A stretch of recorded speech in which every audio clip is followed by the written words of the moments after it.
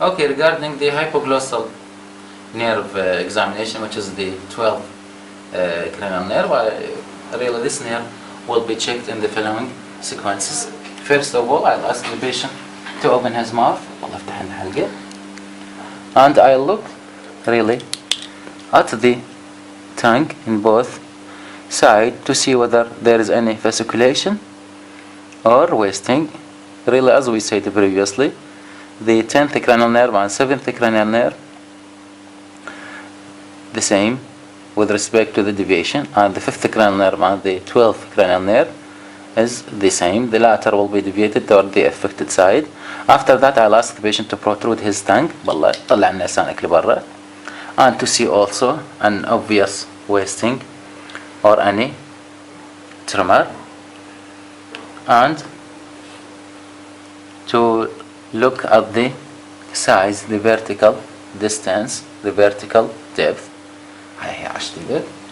After that, really, we will check the bulk of the muscle via the following maneuver. هسه من داخل حلقك بلسانك وتضغط أصابعي. عشت ايدك هنا، عشت ايدك عليها. Really, why this test the bulk of the muscle and the strength of the muscle of the tongue. Really, when we have just one lesion, one side affected, there will be unlikely to be an upper motor neural lesion. It is most likely lower motor neural lesion, so there will be wasting and fasciculation, and this will be obvious. When they are bilaterally affected, which is common, especially due to bulbar palsy or pseudobulbar palsy, when they are bilateral affected due to upper motor neuron lesion, this condition may occur in pseudobulbar palsy, and we will see that the vertical depth of the tongue will be increased.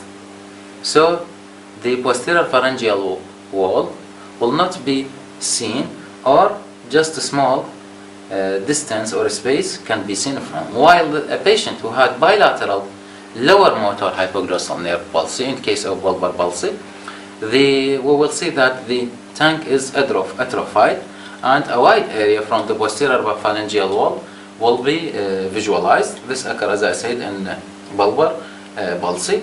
And really, the term pseudobulbar palsy and bulbar palsy is very important to be contrasted and notified, which means that the lower cranial nerve, especially the 9th, 10th, 11th and 12th, are bilaterally affected. If the process is that of lower motor neural lesion, this is what we call it bulbar palsy, while if it is due to bilateral upper motor neural lesion, this process is called pseudobulbar palsy, and we have differences in the form of jaw jerk and the speech and so on. The candidate should also carefully look for the causes and the feature of both of these clinical conditions.